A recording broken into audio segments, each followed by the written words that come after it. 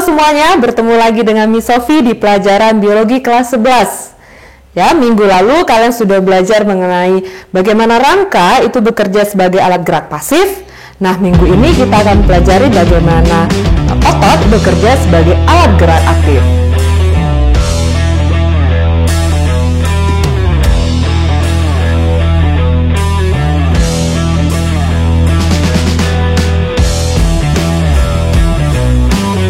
Tanpa kita sadari, semua hal yang kita lakukan itu memerlukan kerja dari otot. Ya, otot ini mampu melakukan pekerjaan-pekerjaan yang besar maupun pekerjaan yang halus. Contohnya seperti gerakan kita berkedip dan lain-lain. Bagaimana mekanisme otot tersebut dapat bekerja? Berikut penjelasannya.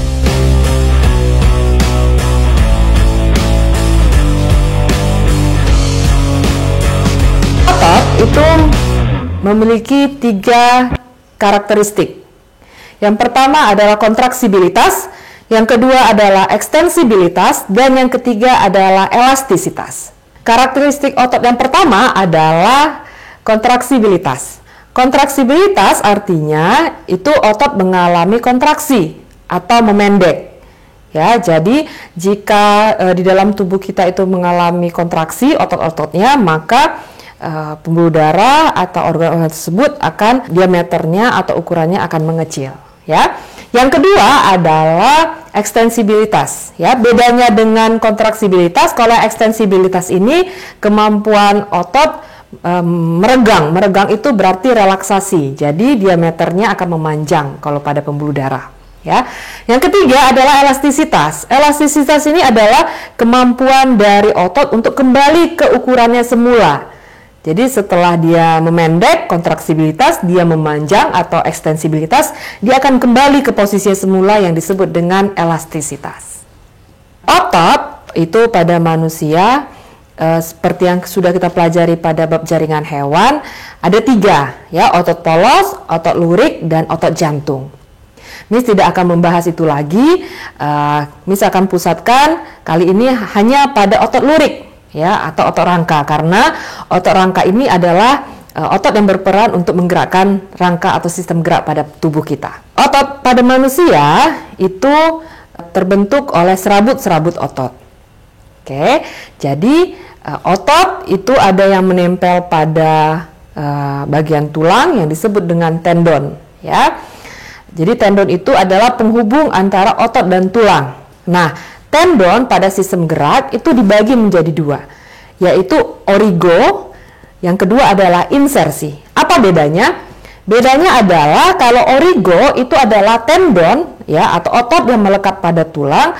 Ketika tulang mengalami pergerakan, maka tendon tersebut tidak akan mengalami pergerakan atau hanya sedikit pergerakannya. Oke, sedangkan insersi adalah tendon yang ketika terjadi gerakan, maka tendon tersebut ikut berubah bentuk atau ikut bergerak.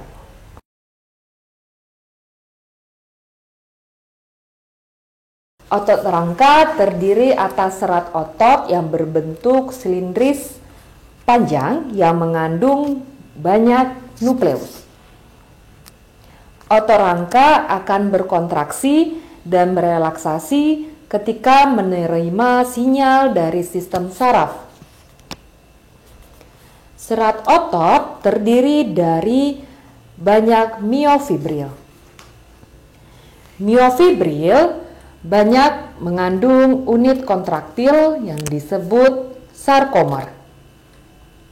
Tiap sarkomer terdiri dari filamen tebal atau gelap dan tipis atau terang. Karena itu disebut sebagai otot lurik. Filamen tebal terdiri dari protein miosin dan bagian tengah yang membagi daerah ini disebut garis M. Filamen tipis terdiri dari protein aktin dan garis potongnya disebut garis Z. Karena itulah sarkomer dapat memendek pada kedua sisinya. Meskipun antara filamen digambarkan sebagai pergeseran, sebenarnya filamen miosin benar-benar menarik aktin. Cross bridge adalah jembatan penghubung aktin dan miosin yang mengarahkan tenaga untuk bergerak. Inilah disebut sebagai mekanisme kontraksi otot. Kontraksi otot dimulai ketika ATP yang menempel di miosin dihidrolisis menjadi ADP dan fosfat.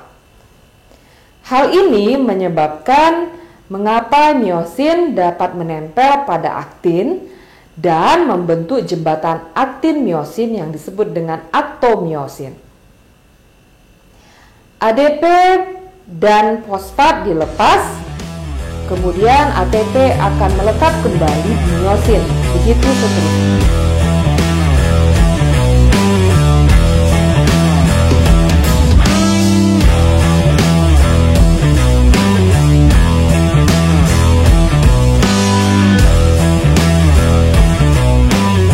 Kontraksi otot dikontrol oleh ion kalsium 2+. Filamen aktin akan berasosiasi dengan protein tambahan yaitu troponin dan tropomiosin.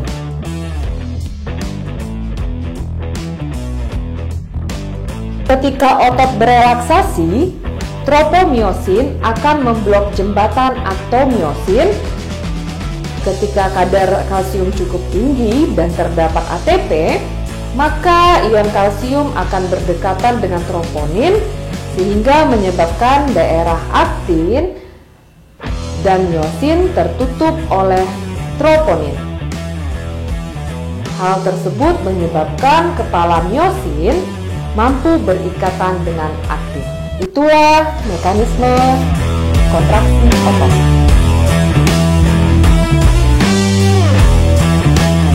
Untuk melakukan suatu gerakan, otot itu memerlukan otot lain.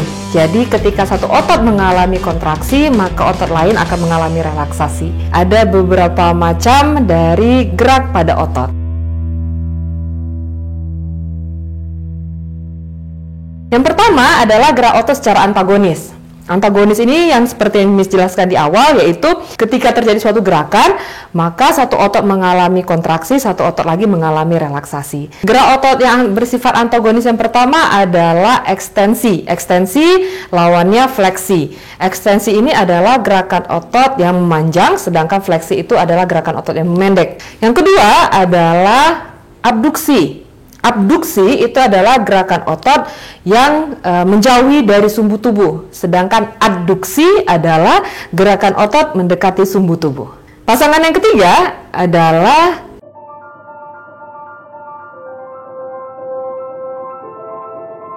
jadi kalau misalnya ketika ada gerakan menengadah, gerakan leher ke atas atau gerakan ke bawah, itu merupakan contoh dari gerakan elevasi dan depresi. Atau ketika kalian membuka mulut, ya, jadi ketika membuka mulut itu adalah gerakan elevasi, kemudian menutup mulut itu adalah gerakan depresi. Pasangan yang keempat adalah supinasi dan pronasi. Supinasi itu adalah gerakan otot ketika menengadah telapak tangan, ya, sedangkan pronasi itu adalah gerakan otot ketika menelungkupkan telapak tangan.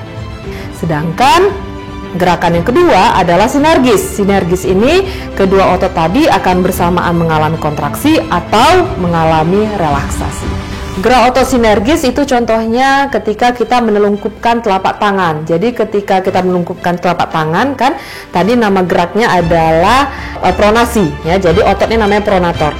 Jadi ketika kita menelungkupkan telapak tangan, maka otot pronator, yaitu otot pronator teres dengan quadratus itu sama-sama berkontraksi. Ya, jadi kerjanya sinergis.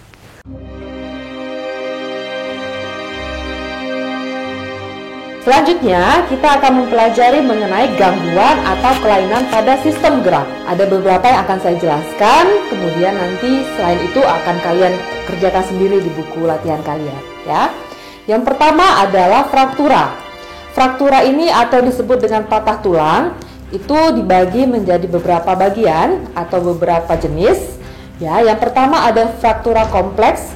Fraktura kompleks ini adalah patah tulang sempurna. Artinya apa? Artinya adalah patah tulang ini yang menyebabkan tulang terbagi menjadi dua, bahkan sampai menembus ke bagian luar.